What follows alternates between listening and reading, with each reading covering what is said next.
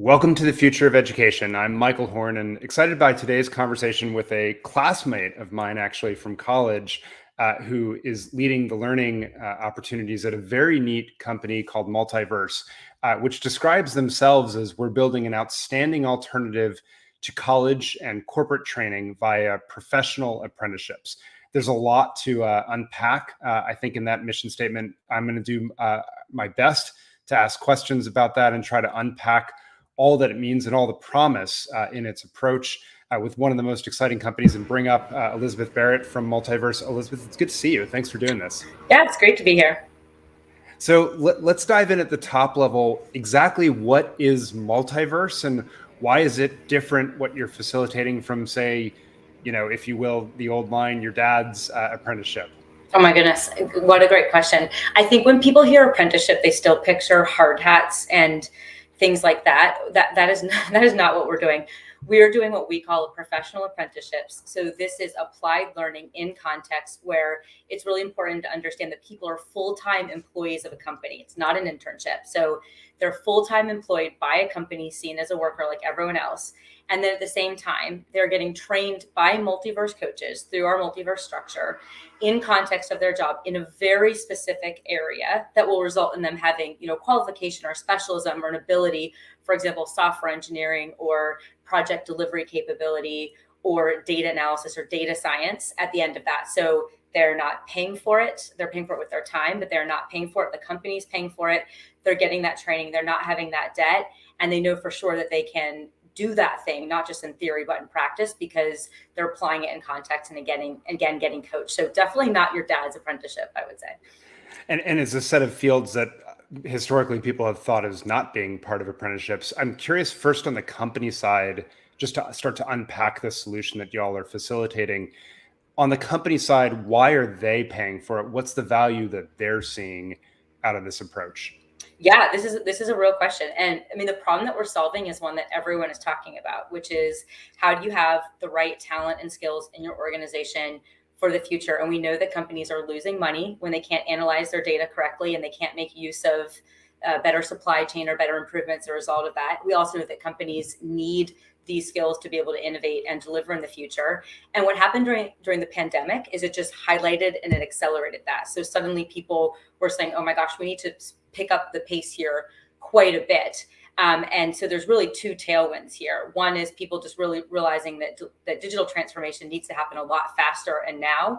And the second is something that we've always cared about, but which companies care about much more, as it's been highlighted, which is diversity. And so we're able to actually bring in excellent people who are from diverse backgrounds and don't look like your typical software engineer or your data scientist, which again is huge value add. How can you analyze data? How can you provide a service for an entire population if the people doing that don't represent the entire population? So we can meet that need and meet the critical skills shortage. And I guess what I would say is we hear two things from companies consistently. And again, this is being talked about everywhere. It's a front end problem, and then it's also an everyone else problem. So how do you have the right pipeline coming into your company? But what do you do about everyone in your company as well when the skill set doesn't quite match where the company needs to go? So how do you reskill people? And we do a lot of that as well. We don't think that this idea of one shot of learning at the beginning of your career is the solution. You need to constantly be reskilled. And we've just seen, demand go through the roof in the last few years. Yeah, it's fascinating on a few levels. I just want to make sure I understand something, which is, are you actually then screening and finding eligible employees in the front end? And how are you doing it such that they don't look like the traditional software developer, that they start to break the mold? Which sort of techniques are you all using to identify promising candidates that might have the aptitudes to be a great software developer? They just haven't had that exposure or time on learning before. Yeah, it's a great question. So I think that if you think about the amount of time that a hiring manager has and the amount of bandwidth, they just have a limited ability to screen for who's going to be at the right level for what they need for their job. And that's why people use shortcuts like a bachelor's degree. So bachelor's degree has been seen as a proxy for intelligence, for preparation, for all these different things. But we know, a few things from the research. One is that the correlation between having a bachelor's degree and being able to do certain jobs just isn't what we thought it was, but also that there's a lot of people who aren't even eligible. So more than 2/3 of Latinx and more than 2/3 of African Americans are screened out because of this bachelor requirement, which says a lot. Now, what we do, because it's a great question, is we look for those characteristics that allow people to be successful in the workplace. So things like grit and perseverance, things like the way they show up in customer service, the way that they're going to work with other people, and those raw skills. And, we've seen incredible results. In the US alone, we have a 97.2% retention rate for our apprentices on program. That's head and shoulders above corporate training programs or against college rates, and our pass rates are about 99%. So that screening does work. We like to say there's not a pipeline problem, there's a sight line problem. How do you actually get sight of the talent coming in? And again, hiring managers just don't have time to do that nitty-gritty screening, but we can do that through the expertise that we've built and the technology that we have. Love that line. It's not a pipeline problem, it's a sightline problem. I want to dig in deeper then into the solution that you're presenting, because those pass rates and retention rates are astounding, frankly, relative to what we see, not just in college, but across all of the lifelong learning landscape right now. So are you all actually building and delivering the learning modules alongside the work itself? You already said you do the coaching, but is the learning modules and so forth, you all develop that? That's proprietary. How are you making them so engaging and effective? Yeah, that's exactly right. So that's exactly what we do. So I actually started my career, Michael, you know this, but I started my career as a teacher. And one of the things that I learned really early on is that learning happens forward, but the planning for it when it's really effective happens backward. So while if you're a student, you rock up to class, you're like, okay, I'm going to learn this thing and do some stuff, and then I'm going to take a test. And then you keep doing that. But if you have a great teacher, a great educator, what they've done is they've started with the end in mind, and they've cleverly backward planned the whole thing so that by the time you get to the end, you know everything and it's done efficiently and it's done really, really well. So one of the magical things that we do is we work directly with companies in order to design and plan what needs to happen. So for example, when we built our data and analyst program, kind of our foundational data program, we work with companies to understand what do they need people to be able to do on day one, in month one, by the end of year one. And we built the whole thing in that way. One thing that I really love about it is accountability. We have real accountability to our clients, to the employers, to get that right. And we're hearing directly from them what's needed. So we work back, we plan all of that. Our teams design that content, we iterate it, we keep it up to date, because that's the other problem with traditional training in academia is things change fast. So we're constantly updating our curriculum to make sure that's right. And then a really, really important element of our learning is it's applied. So this is not people kind of off on their own, learning a thing in theory and then struggling for how to apply it. They are being taught, and then they're being asked to practice it, and they're being coached on it, and we check that they implement it. And we have a really tight feedback loop between the apprentice and their coach, who's an instructor, but we call them a coach because we want them to have that mentality of coaching, not sitting on the sidelines. And then the manager of the apprentice. So we know that they're performing in their role, they're learning what they need to do, and that progress is happening. And yes, we own all of that. So they're obviously employed by the company, but the company entrusts us with making sure they get where they need to go. And we can measure that. So we measure what they're able to do. We measure, are they becoming more efficient, and what skills do we have? And we can play that back. And again, then we're checking it in real time. So managers are telling us, and we're able to intervene. And the last thing I would say is, you asked about our success rates. Part of that is because we're so good at tracking individuals, and then our coaches are absolutely phenomenal. So they're all full-time, multiverse, phenomenal human beings who not just teach what's there, but really listen for what's not being said. Because the reason why a lot of people fall out of education and training isn't just the hard skills, it's confidence. I have not met a single apprentice at graduation from our data fellowship who won't say, I had a moment where I really thought, well, I'm not really sure that I'm cut out for this data stuff. I don't know if I can do it. And their coach said, yes, you can. And they got them through that. So that's a really critical part of it.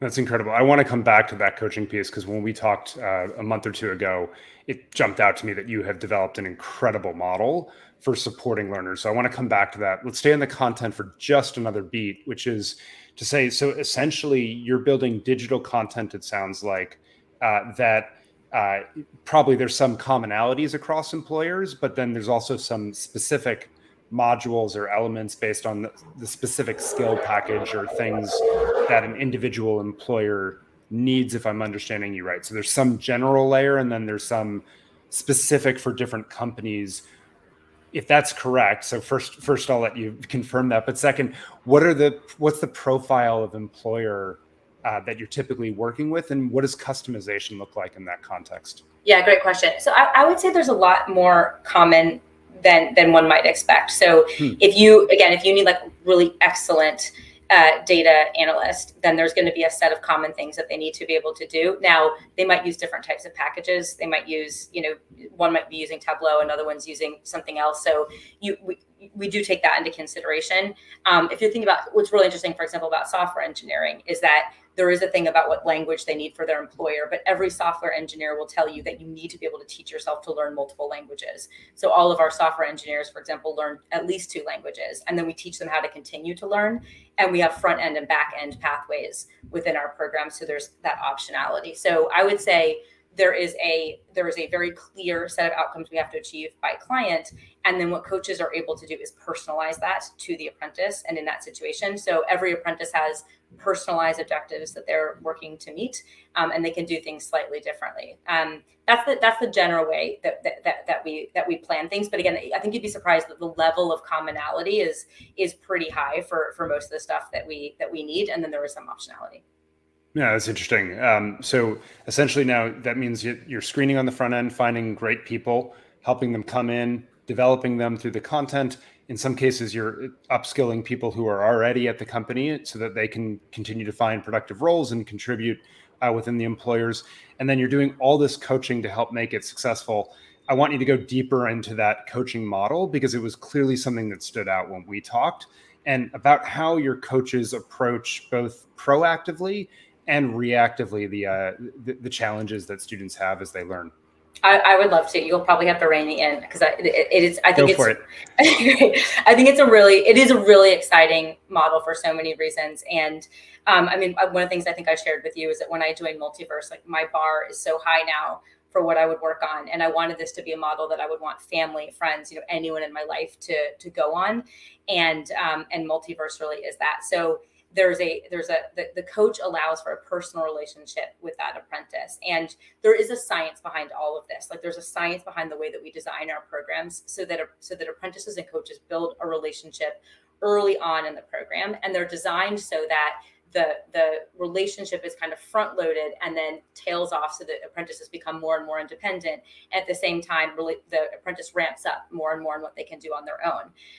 Now that coaching relationship is really, really important, because again, if you think about the way that learning typically works, you're given a piece of information, and then there's a delay before you implement it. And then hopefully when you do implement it, you might get some feedback. So again, it's really interesting to think about a university cycle.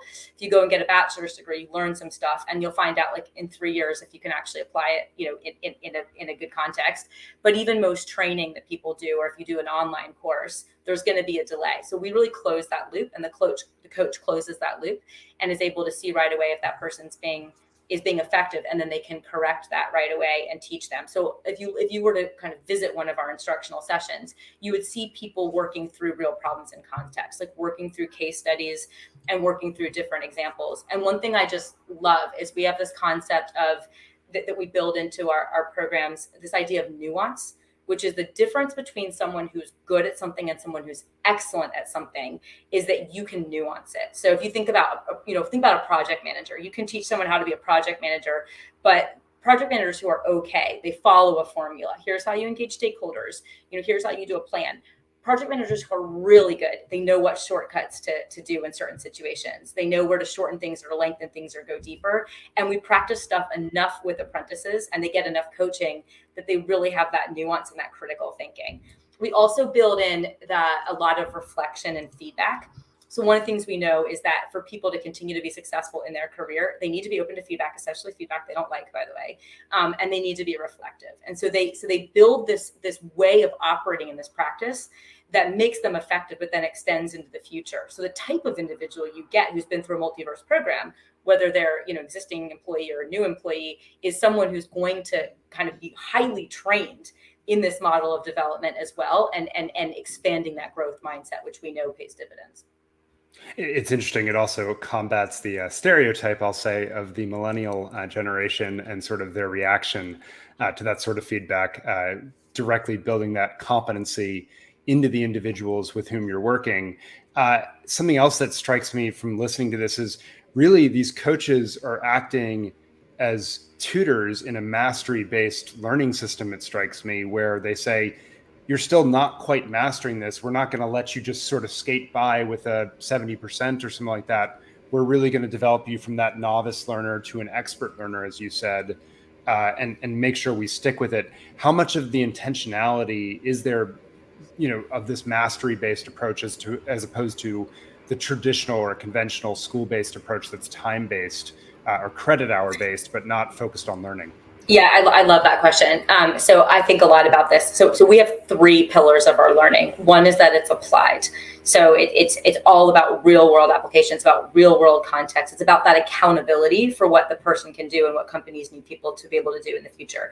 The second one is that it's personalized. So again, as an individual, you're having a personalized experience that works for you, meets you where you are. And the third one is actually valuable. And it's really important that the learning itself is valuable and results in someone being able to do something in the real world. So when I think about valuable, it's exactly the opposite of seat time. It's not about, I wrote out this situation and I showed up for all these lectures, or I showed up for whatever, now I can do it.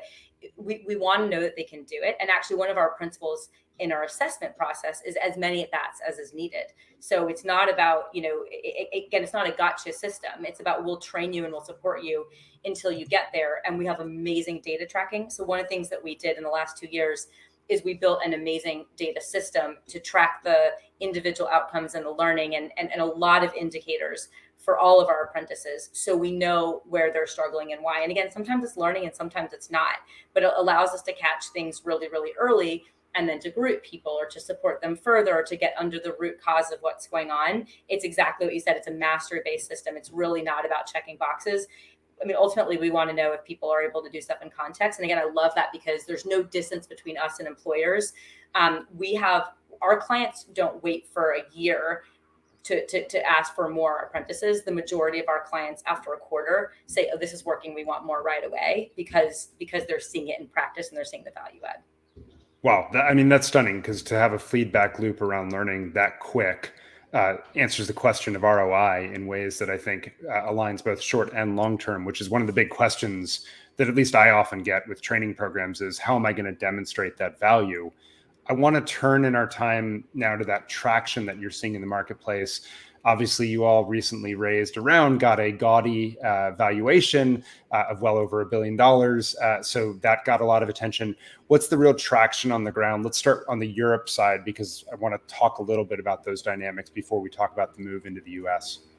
I mean, it's astronomical. I will say that, we're backed by really the best venture capitalists in the world. I mean, you can't get better than the folks that we have that sit on our board, folks like Index Ventures, Lightspeed, General Catalyst, and others. I mean, it's remarkable. And during the pandemic, we actually were told to lower our targets, and we didn't.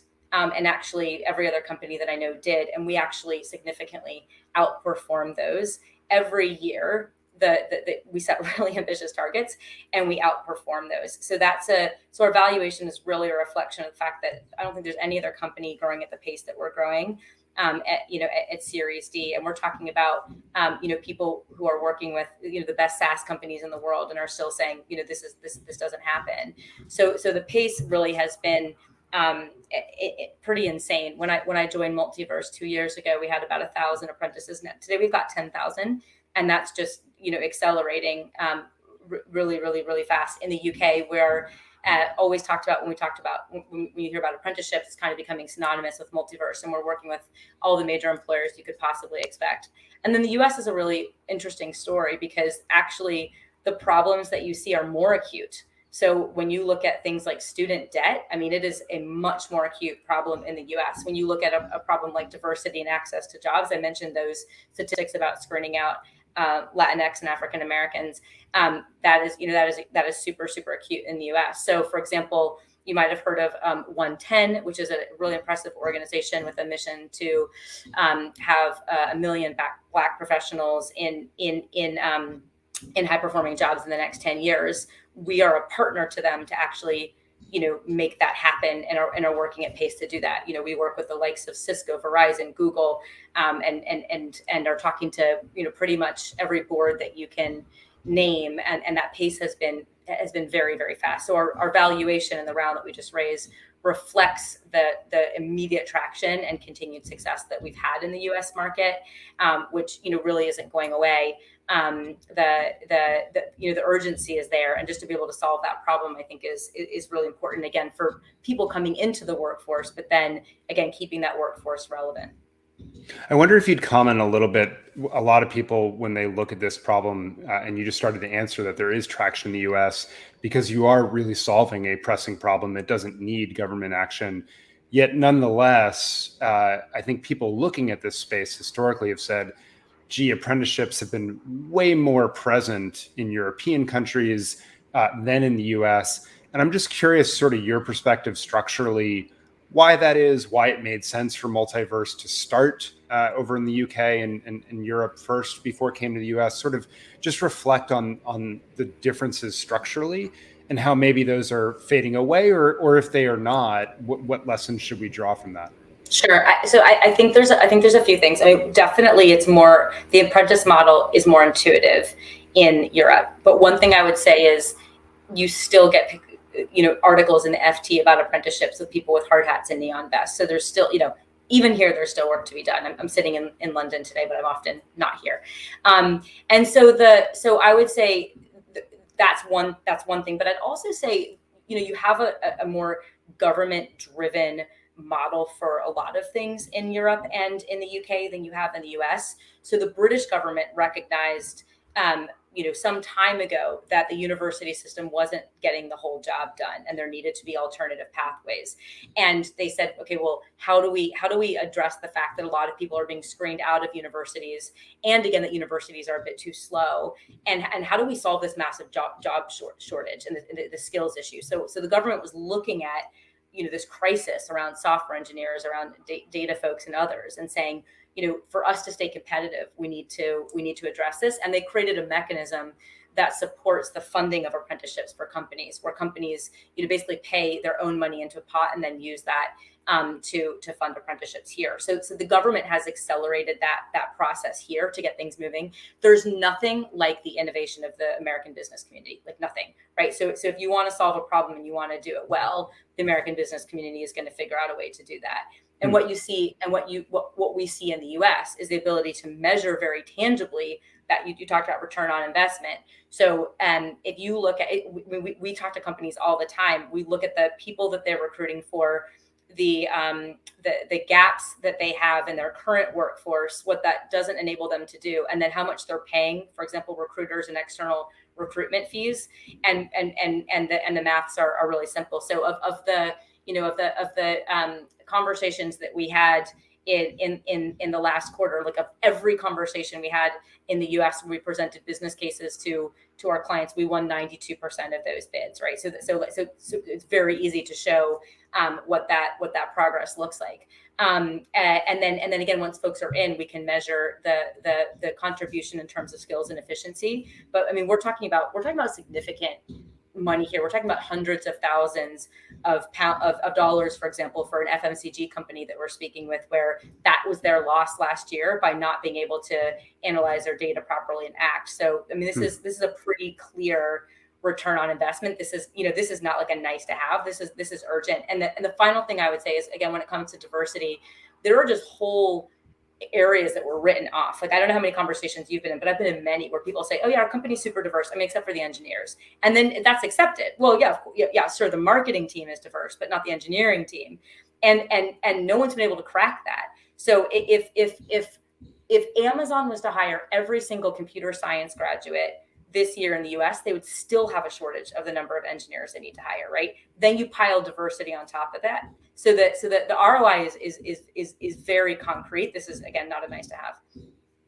No, it makes a ton of sense, and it makes it a problem that I think will be more durable in its solution than on the other side, because that pain is felt so much. And at least my read is that the supply demand dynamics, at least in the market, are not changing anytime soon. There's a shortage of skilled people for the roles that we need. There's demographic changes that are going to exacerbate that, I think, in many cases, and a lot of growth needs.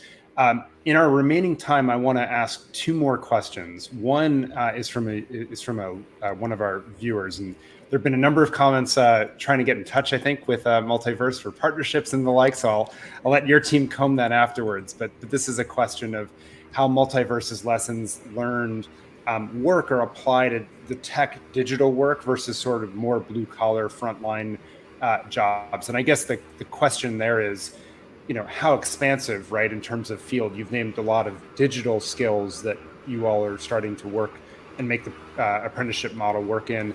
How extensible is it? Where are lessons learned, and where do they transfer across different fields? Well, it's interesting. I would actually say this is one of those places where the blue collar field's way ahead. So, apprenticeship models are obvious in that field, and they've been around for a long time.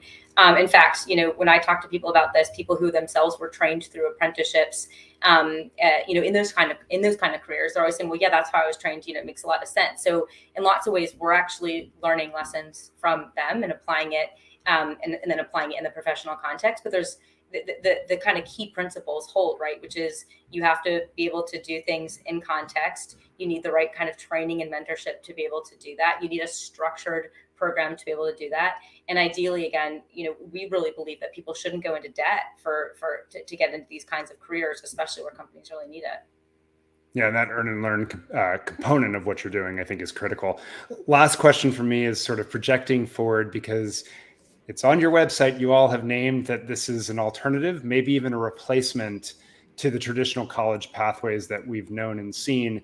How do you all think about that internally if you project 5-10 years forward, about what the role of a Multiverse or other ecosystem players like what you're doing might mean to the future of learning vis-a-vis college? I can't tell you how fast this conversation is shifting. A year ago, people were saying things like, "Gosh, I wonder if people would consider taking people without a bachelor's degree, or how would there be credibility?" That's done. That conversation has switched, and instead people are saying, "We know that we need something other than a bachelor's degree to judge people. How do we do that?" And that's where our admissions machine that we were talking about, is so powerful. So when I project into the future, I imagine people are, instead of saying, where did you go to school, they'll say, "Where did you train?" I project that people will do multiple apprenticeships throughout their career. That there will be much more hands-on way of learning. And what's really interesting too is I feel like there was kind of a trend toward technology and education technology, which wasn't wrong, but it sort of boiled people down into a set of a checklist of skills, which is, oh, if you can do these 20 things, then you're going to be good at your job. I think you're going to see a major shift away from that. You're going to see people saying we need technology for content, and we need to kind of expose people to things, but actual learning still needs to happen between humans. And how do we get that to scale? The final thing I would say is, there's been a conference every year since really the MOOC era, that's about learning at scale. It's called the Learning at Scale Conference. Name is what it does what it says. But it was really about all these exciting things in education technology. This year was about blended learning. Very, very, very kind of interesting shift to say, how do you combine technology, but then combine other things to have learning be highly effective, and that's what we're doing. So I would be very surprised, and I actually don't think it's the right thing to think that universities will go away. I think they're very stable and important institutions. We're just using them for the wrong thing. We're expecting them to be our employment feeder, and using them to do all of our skills training, and that's not what they're for. That makes a ton of sense. And it's a good way, I think, of reframing, because, as you know, institutions and organizations are really good at doing what they're built to do. And they're not good at doing things that you task them to do for which they were never built. So I think it's a good way of reframing. Definitely something to keep an eye on, though, the continued growth and evolution of what you all are doing as you come into the US market and continue to expand and change the nature of learning for work. Elisabeth, just really appreciate you being here today.